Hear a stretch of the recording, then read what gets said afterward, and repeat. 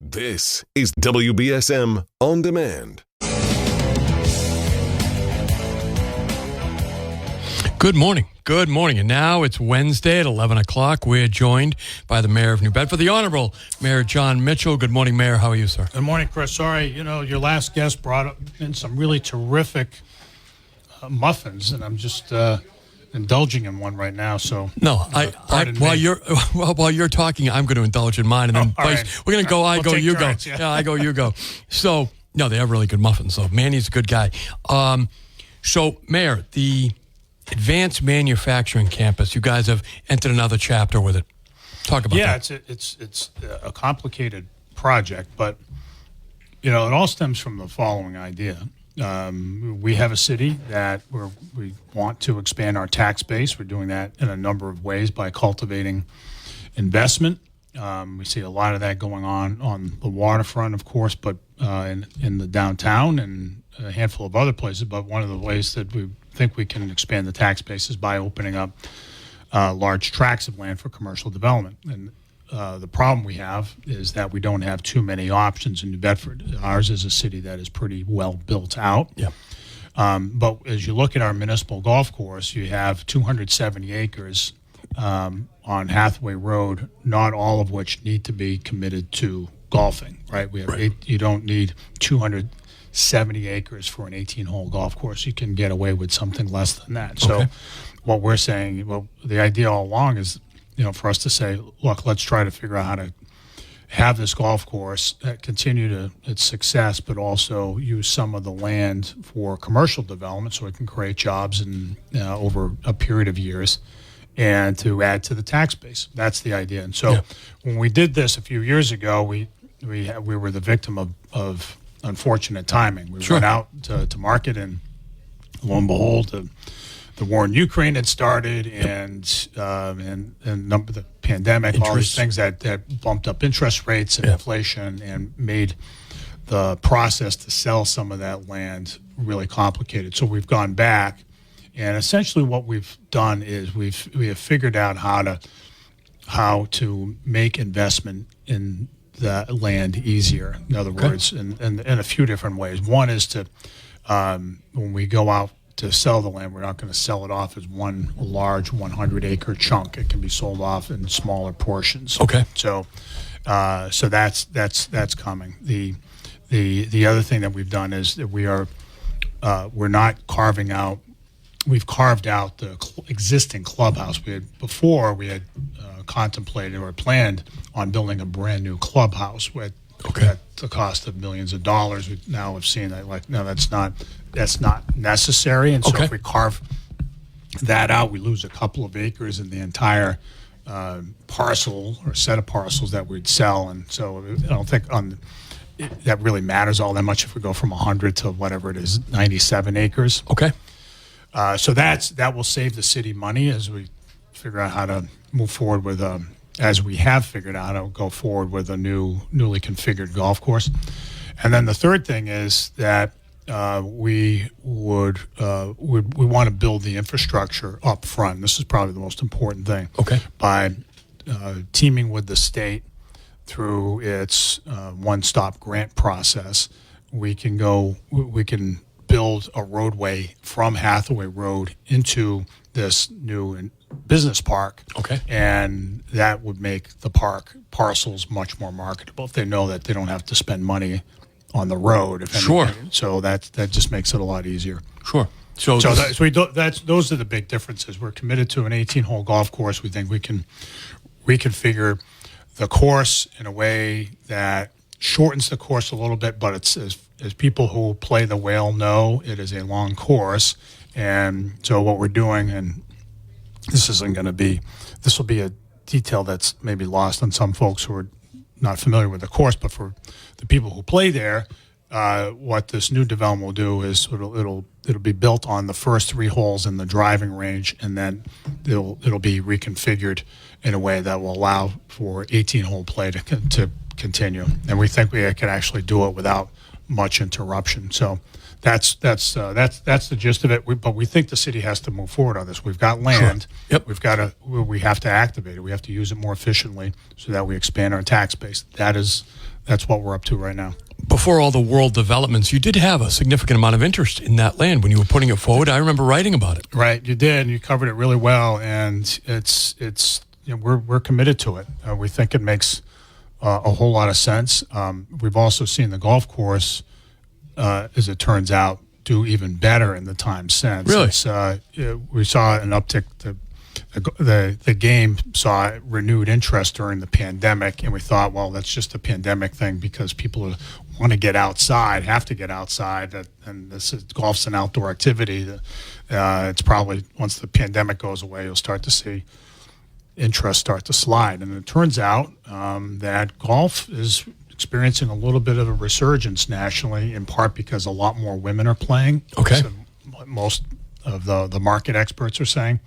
So if you go over to the Whale, as I do, it's doing all right. So we want to continue to have that facility continue to thrive, but we also think it can thrive right next door to a business park where people work.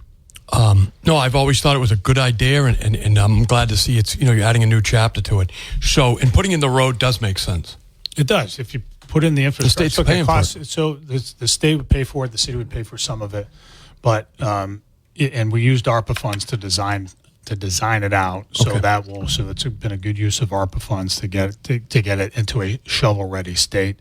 We will be applying late spring for that grant. That's just happened. It's an annual cycle, and so that's when it's up next. But that's the plan. And what we did earlier this week or last week was, I guess this week, because today's Wednesday. Yeah, earlier this week, so we put out a press release announcing that we are requesting information. In other words, feedback, an RFI feedback from developers about the site, what they would like to see in an RFP, which is actually an offer of sale of some of the land, and so that process will play out. The RFI process will play out over the next 30 days or so, and then we'll come back and see, okay, well, how much of the land should we sell, and what's the timing of it, and how does that relate directly to the grant and application next spring? And will that site be available for tax incremental financing and other things like that?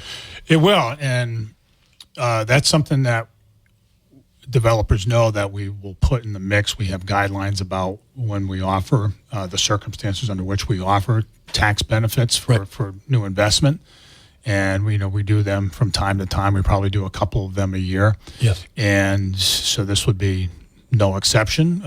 And the benefit can vary depending on what the project brings the city in the way of job creation and so forth. So that would be something that we would also offer. So if somebody's interested, if they have an area company and they're looking to expand, who would they reach out to? Well, they should respond to the RFI, which can be found on both the city's as well as the Economic Development Council's website. They can certainly reach out to Derek Santos, the executive director of the EDC as well. If with an RFI, there's a more interact, because an RFI isn't a legally binding, doesn't create a legally binding contract or offer an acceptance. There can be a little more engagement with the city on an RFI, on the terms of an RFI and the feedback on it. Once it's an RFP, then it's a formal procurement process, and there's some strict rules about asking questions. Right. Yeah. We have the mayor of New Bedford here in the studio, taking your questions at 508-996-0400. At the end of last week's program, you mentioned Sonia Square, and so I'm glad it's back on the list of things to talk about. I saw some pictures on Facebook at your site.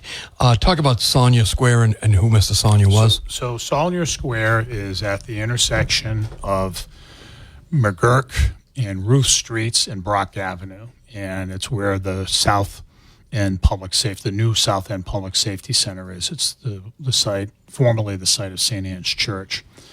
So it's a very prominent intersection, of course, in the South End.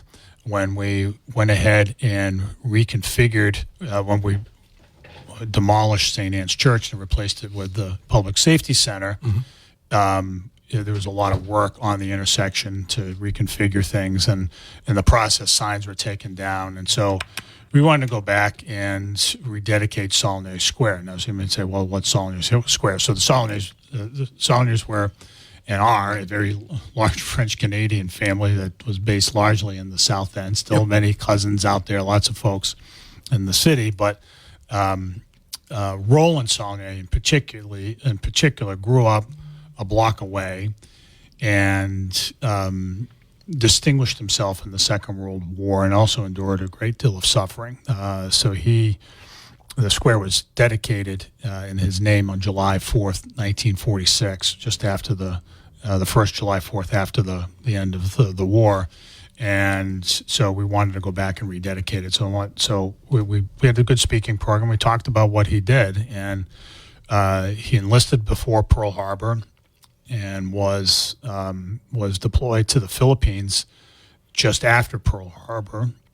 Got a battlefield commission he was a private, got a battlefield commission to second lieutenant. Really? And then, like a lot of what was going on then, it's just, a very unheralded part of the war. When you think about the aftermath of Pearl Harbor and the Pacific, we oftentimes think of, think that like the war really didn't start up with the U.S. and Japan until Guadalcanal later in 1942, and the Battle of Midway, and the Battle of the Kuril Islands in Alaska. But there was a lot going on in the Philippines. Okay. And in the Philippines, of course, the Philippines had been a U.S. possession since the War of 1898. And the strategy was if Japan attacked, there was no way that the U.S. could resupply the Philippines, much less defend it well, given the sort of the state of the U.S. Navy and the Army at that time. So it would be a while. So the idea was, to fall back on Manila Bay, right? And so that's where the Manila Bay is defined. Just bear with me with the detail, everybody. But that is the opening of Manila Bay, which is one of the great harbors of the world, is the famous Bataan Peninsula, and Corregidor Island, which is right. Two very famous places. And so that's where the U.S. fell back and fought the Japanese for months. So that's where he was and distinguished himself in a big way. It's the Japanese thought that they would just overwhelm the Philippines really quickly and then move on to Australia. That never happened. And the strategic benefit of the fighting that he was involved in was to slow the Japanese down, to buy time for the U.S. to get ramped up, and for the Navy in particular to engage the Japanese. So a lot had been, curiously enough, a lot was written about what he was doing at the time. He gained some national notoriety for leading a Filipino battalion, even though he was 24 years old and a second lieutenant. So he was just one of these guys who just stepped up. And eventually, as we know, Bataan fell. The U.S. forces there fell in April of 1942, and then in May, Corregidor did, and then there was the Bataan Death March, which he survived. There are a number of Bataan survivors from New Bedford, curiously enough. I have a distant cousin who lived in the North End who was in it as well, but there are lots of stories of locals who were in it, and he was one of them. And unfortunately for him, he survived the POW camps. He was put on what was called a Japanese hell ship. The Japanese interred POWs in a number of places, but including on merchant ships, which were just these hellacious places that people crowded in hulls of ships and such, and they weren't marked. They were subject, because they weren't marked, to Allied bombing, and so that's what happened to him. After 2 years, he was on one of these large ships, and going from the Philippines to the Japanese mainland, and it was bombed, and it sunk in 1944, in October of 1944, and that's when he lost his life. But so he was quite a guy, but he's one of these, one of these people, and I offer all this up. If you can watch the dedication on cable, but I mention all this just because it's important to honor people like this. He has a big family in the South End. The Saulniers have served in the city in a number of ways, and the country in a number of ways. But it's just he's an example of one of those really young junior officers that really stood out in the American side of World War II, and the kind of person you want kids today to emulate. So that I offered all that up. I appreciate everybody's patience with my offering up this kind of detail, but I think this stuff's important. No, it's very important, Mayor. Roland Sonia. Roland Sonia, folks, and you can check it out on the mayor's Facebook. He's got a picture. Some of the relatives are there. It's a really important thing to think about. Men do incredible things, Americans. Let's take a break. We'll be right back. Chris, it's a great song. It's a great song. We can only play 30 seconds of it, though. I know. But there's a theme today, not a surprising one. I hope I get it in order. Well, yeah, that's that the good start. That was the right kickoff. All right. So, Mayor, you have a little bit of a conflict. I don't know if it really is, but between the offshore wind and the seafood industry. Explain the letter that you guys have sent out. Yeah. So I'll explain the letter, but I also want to explain the context. Because I think it relates to our politics these days. So the federal government, Bureau of Ocean Energy Management, issued a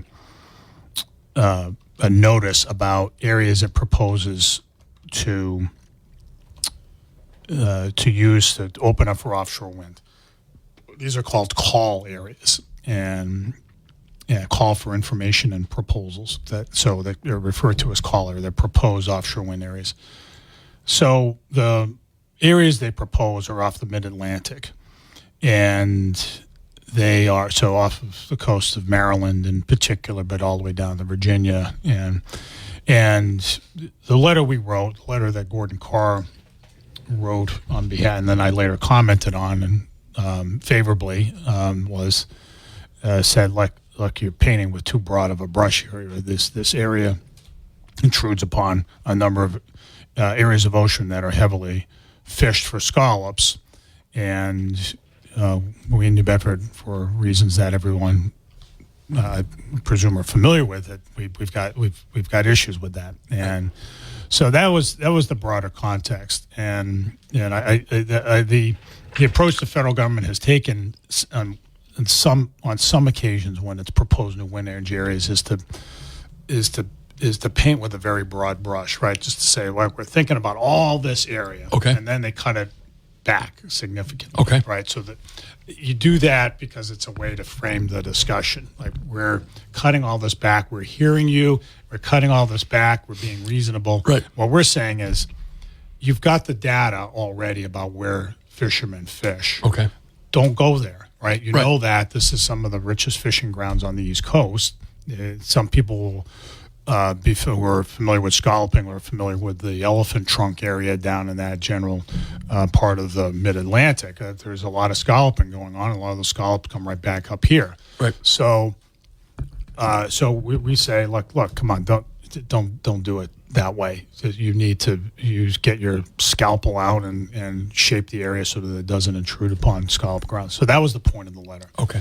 The letter, I'm sure, went over like a lead balloon there because, they recognize New Bedford as being a place that's leading on offshore wind. But the position, and this is the broader point, Chris, we're trying to get this right. Yes. Offshore wind and fishing ought to be able to coexist. And that's not like fancy, like pie in the sky, unrealistic. An unrealistic position. They should be able to do that. It's a big ocean, and sure. We know where fishermen fish. We know that where the sensitive habitat areas are. We as a country, and it's been, and we do that here primarily because we think that offshore wind is going to play this huge role with respect to climate change. I happen to think that, but the reason we do this stuff is for economic development. I want to create jobs in New Bedford. Yep. Period. Full stop. And so when we hear people, on one side say, "Oh, you're killing all the fishermen by doing this." No, we're not killing all the fishermen. If these things are properly cited, you should be able to fish the places you fished. And then on the other side, people who are pushing offshore wind and saying, well, the fishermen are just going to have to adjust. No, they don't have to adjust. They shouldn't have to adjust. And I'm we're starting to see more protests from fishermen here. We hadn't seen it in a while because I think people understood that why New Bedford was doing what it's doing, which is about New Bedford primarily and not the globe, right? And so I just want to say to all of them, look, we're trying to get it right. And again, we talked about this many times before. The reasons I ran for office is to help rebuild the city. We saw, when we were kids, factories closed, people out of work, absolutely chronically high unemployment. And I don't want to ever go back to that here. Never. And you have to have an economic foundation. You have to have a rationale for people to invest here and to grow jobs, and that's what we're doing with offshore wind. New Bedford has tremendous locational advantages with respect to offshore wind, just as it does for fishing. That's what we're trying to take advantage of. And so there's a whole lot of nuance here. You have people saying, no way, no how, categorically to the other side, when the reality is it's not black and white, it's gray. Both of these things can coexist. And I've said before, look, I'm right in the middle of it, and I put myself right in the middle of it politically, right. And that's a lonely place to be in American politics these days, but that's what my city needs. Right. That's why I do what I do. 508-996-05. And so I will just say, so this letter, just to tie this in a bow, this letter and the fact that we sued the federal government sued the Obama administration over some of the wind areas it declared in New York, and my congressional testimony and my other things that I've spoken up about against offshore wind are because I thought those weren't consistent with the city's interests, and promoting offshore wind in other places likewise is consistent with the city's interest. So that's what we'll do. It's where we are. I am pro New Bedford at the end of the day. That's my position. 508-996-0500. We got some people on hold here who want to speak with the mayor of New Bedford. Good morning. Thank you for holding. Hi, Chris. Yes, you're on the air. Hi, Chris. Good morning, Chris, and good morning, Mr. Mayor. Thanks for taking my call. You're welcome. Mr. Mayor, this past summer, the Supreme Court ruled on a case, City of Grant Pass versus Johnson, that allowed local governments to enforce camping regulations against homeless people without violating the Eighth Amendment, cruel and unusual punishment. I know these past few weeks, Fall River implemented some sort of ordinance about fining the homeless people and so on. But you have a tool in your toolkit now that the Supreme Court ruled that you can enforce camping regulations. There's been camping going on at Brookline Park behind the Wilkes Library, tents set up, and so on back there. There's an oversized RV on the corner of Waldo and Brookline Street that's been there for many, many weeks. Propane tanks outside. The family is cooking outside from time to time. And that's right across from the daycare center there, Waldo and Brookline Streets. So you have this at your disposal that you can, I guess, enforce. And I believe Parks and Rec has rules that you can't camp in public parks. So what's the city thinking of doing or can do to, move these people along, or at least enforce the rules that are on the laws?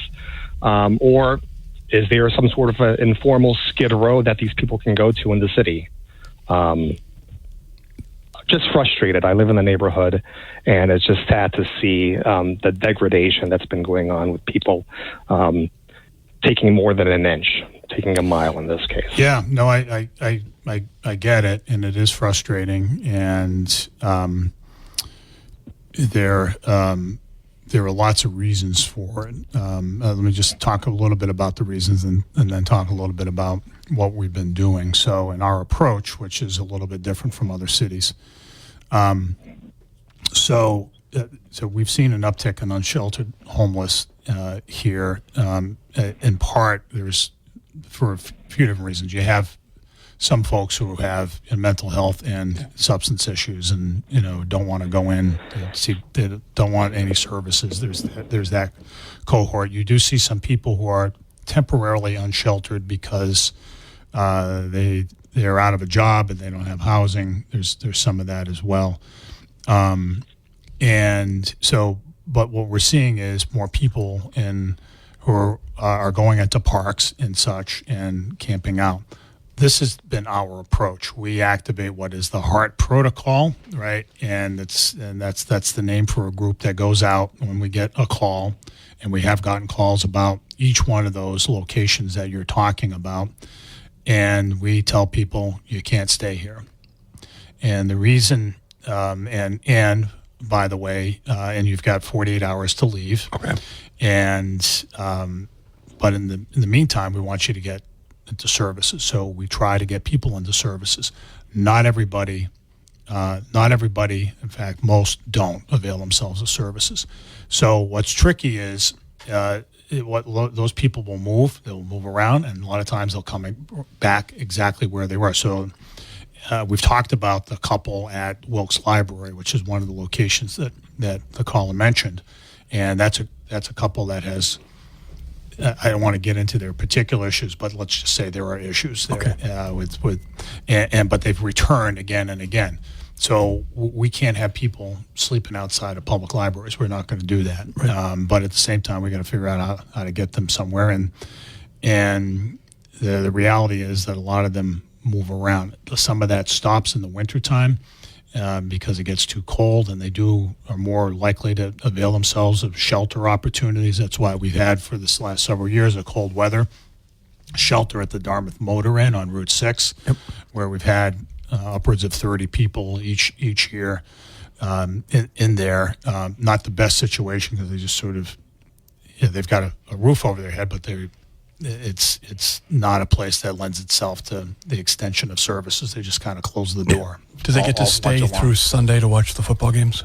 I don't know what they have for the way. I was thinking that when Josh was briefing the city council, I thought, can they stay on longer on Sunday to watch the late game? Yeah, they I don't know if they have cable there. Who knows? Mr. Mayor, were you aware of the RV at Waldo and Brookline Streets? Oh, I don't know. It's still on. Yeah. So the RV at Waldo and Brookline, that one doesn't ring a bell. But what I'd say to you is call that in. We want to know about it. We'll take note of it right now. So the RVs cannot throw a generator on the street and just hang out and cook on the sidewalk. So what the broader issue that we're dealing with here is that we do see an influx of people from other places who are coming here. That not all the homeless are there. Some of them are local folks, but not all of them. No, not all. And what we have is the balance we're striking. The Grants Pass case didn't really change our approach. We've always, until there was a decision in the First Circuit Court of Appeals, which covers this part of the country, that said that we couldn't do it. We remove people from public spaces. What we're trying to do is get people, on the one hand, get people the services they need, but we're also conveying to everybody that this is not a city where you can just sort of settle in public spaces. And no, we're not creating a Skid Row. We're not doing that because lots of cities, particularly on the West Coast, Boston, though, is one example where this has been allowed to happen. You allow people just to congregate in one place, it becomes a nightmare to try to remove them. In the longer run, what we need, and we just completed a report. Thank you for the call. Completed an analysis of our homelessness situation, is that you need more shelter beds in the region, and the region being as much as all of Bristol County and beyond, and you need more of a day center where people can go. So you see a lot of the people who are hanging out by the bus station, a lot of them are staying at the shelter in the South End. They are kicked out at 7 a.m. and where do they go? They go downtown and they hang out there. That's why you see, it's one of the, not everybody there is from the shelter, but a lot of them are. So like a rec center or something. Maybe. It's a place to go. No, I get it. Going on. Yeah. So that's one of so homelessness is really complicated. But what I would say to you is this: we're two things. One, we are balancing the needs of individuals with the interests of the residents of the city, which include not having people in public places laying around and camping out. Secondly, the city is working on longer-term solutions that include the construction of more supportive housing. Again, it doesn't have to be in the city proper. Some of it will be, some of it won't be, but also a day center and more shelter beds, again, to serve the whole region. It is an open question whether something like that goes in the city or somewhere else, but that's what we're trying to do. 508-996-04. We're going to take a quick break. We got some people on hold. Stick around. We'll be right back. New Bedford business located at 188 Rivet Street, New Bedford. They will winterize your car. If you haven't gotten that done, give them a call at 508-565-6221. Open weekdays 9 to 5 on Rivet Street in the great city of New Bedford. Ask about their aftermarket accessories and their quality used cars that they have for sale at Mac Auto Sales. We're going to go right back to the phones because we have a number of people on hold to speak with the mayor. Good morning. Thanks for holding. Hello. You're on the air. Oh, okay. I just wanted to talk about downtown New Bedford. I just wanted to say that things are looking really, really nice down there. If you take a ride from County Street down Union Street to the bottom, God, everything looks so nice. You got trees there. You've got a lot of nice, beautiful storefronts. Too bad they're so empty, but there's a lot of potential down there. And I just wanted to say that's one good thing. We got the train coming in, and things are starting to look up. And the main reason I called was there's a lot of construction going on Union Street, and it's nice. It brick facades. It blends in nice with the old architecture, which I really appreciate. And I'm just wondering, my big question is, where the heck is everybody going to park? That's about it. That's what I called about. What will we do for parking down there? If all these nice apartments are going to go in, and it's a nice place. I'd love to live down there myself, but the parking seems to be the biggest problem. So if you could just tell me what's on the plan there, I'll let you go. Thanks for the call. Appreciate it. Okay. Yeah, thanks. Yeah, no, there's still, I guess the short answer is there's plenty of room to park downtown. There is a fair amount of residential construction going on. Some of those apartment buildings come with off-street parking. In other words, there are spaces on the site or at a nearby site to accommodate the new residents. But we also have garages that are certainly at night are under capacity. Certainly the Elm Street garage. I think as things start to continue to grow downtown, more people will be willing to use the Elm Street garage. Parking garages sometimes have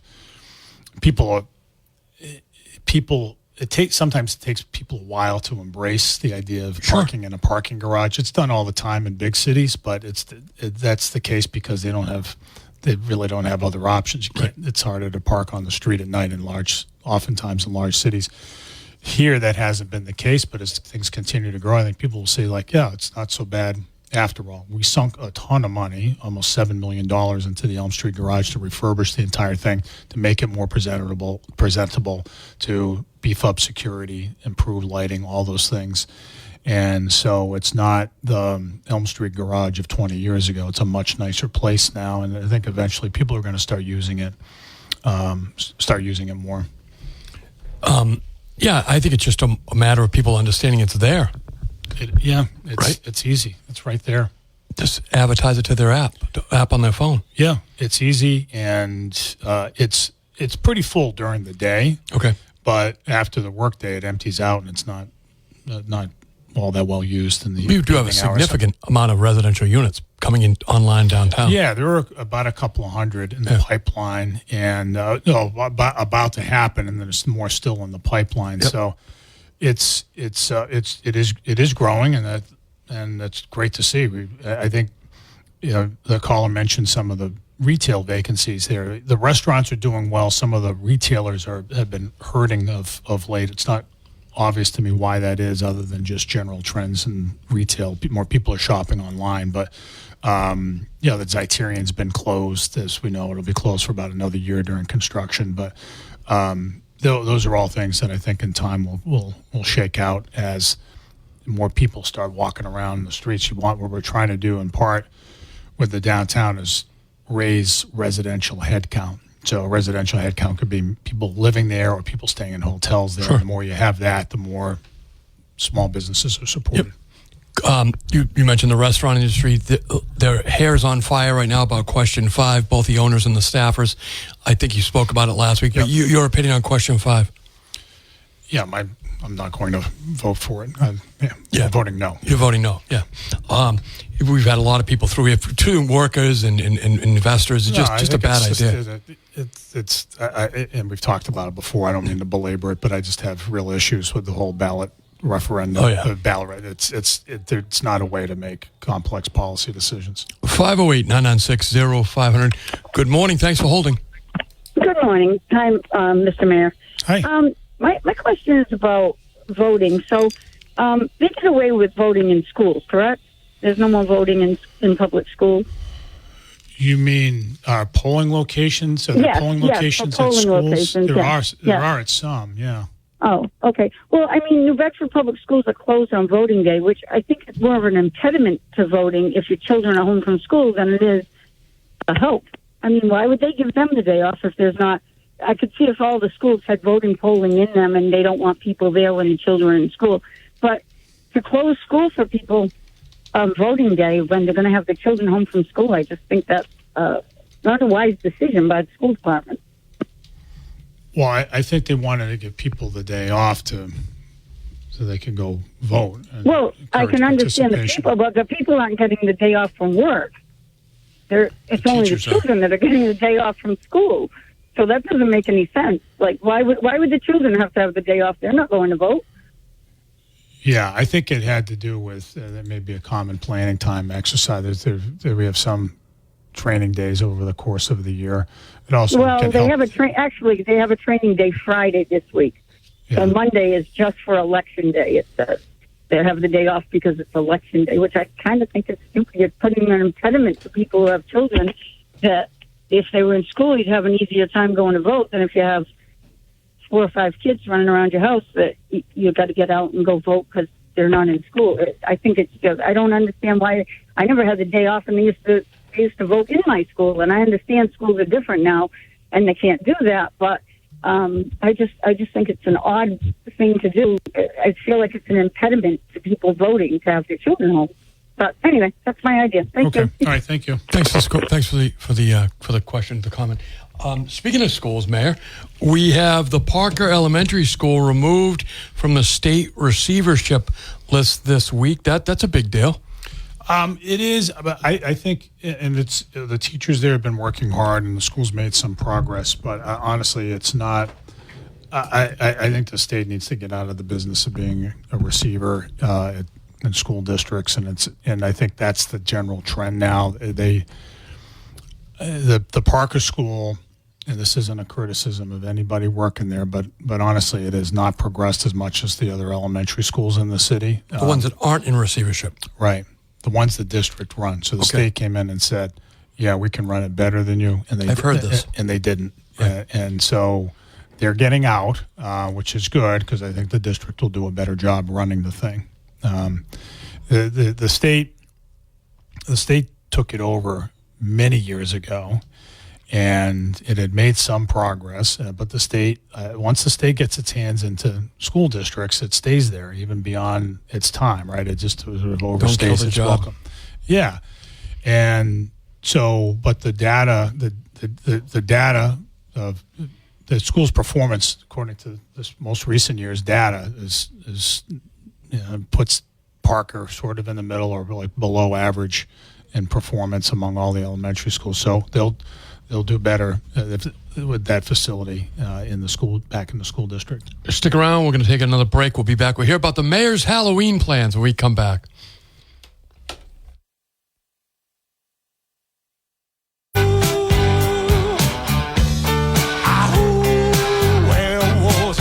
Welcome back to the program. We have the Honorable Mayor of New Bedford, Jon Mitchell, here in studio. Mayor, what's Halloween like at the Mitchell household?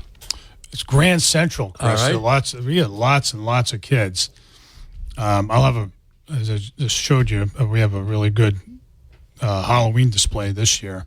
One that I carved out some time for to make happen, but people will have to come by and see. But we have a good time with it. It's a big thing. We have lots of, my neighborhood, it ends up being a little bit of a big party also for the adults. So lots of adults are have their own parties, and the kids come and go. And so it's a lot of fun, and it turns out it's going to be like 75 degrees tomorrow. Beautiful. It's going to be absolutely beautiful. Even better. So it's going to be more like Mardi Gras than Halloween. What's the candy selection at Jon Mitchell's house? Well, it's a moving target right now, Chris. So a lot of kids out there will remember that I used to buy like these big candy bars and put. And during election years, I put the sticker on that said Mitchell for mayor. Right. Well, we can still. I don't have any more stickers. I got to get some stickers, but I got to get the big candy bars. We've gone to like smaller. We were always generous, but we've had. Well, you don't want to promote diabetes, and you want to you don't want to promote obesity in youth. So I get it. No, we don't. But we're also going to have like a bucket full of vegetables and broccoli. Hey, kids, you'll get them back. Stock of broccoli into you'll get them back into your bag, right? And so we don't do that. But no, we'll if you come by the house, you'll do all right. Let's just put it that way. Anything else happening around the city in New Bedford as we close out this segment? There's a matter of a presidential election coming up. We'll have a press conference today about that. But we've taken. Suffice it to say, we've taken pains to ensure that our elections are safe, and so people should have no doubt about that. I can't speak for other places, but certainly here in New Bedford, they are safe. Yeah, it's safe to go to the polls. I would think so. Always. I've done a lot of elections here in New Bedford. Always had a good time standing at the polls, passing out material and holding signs. Never any problem. All that right. This year, there's concern. There's a lot of anxiety about it, and I just want people to know that we work very hard to ensure that with our police department to ensure that our polls are safe. You should come on out and vote. Yeah, and early voting's already started. Early voting will go through Friday, and big numbers yet? Have you heard? Certainly, it's been more than it was 4 years ago. Okay, and I don't know if that's just a function of people's habits changing. They're getting more used to early voting as opposed to voting on election day. What do you do? I go out on election day itself because it's the day. Right. I want to be part of the day. Yes. Yeah. So that's what I do. But you don't have to do that if you've got a conflict. You can still go down to the library downtown and vote there. Otherwise, you might see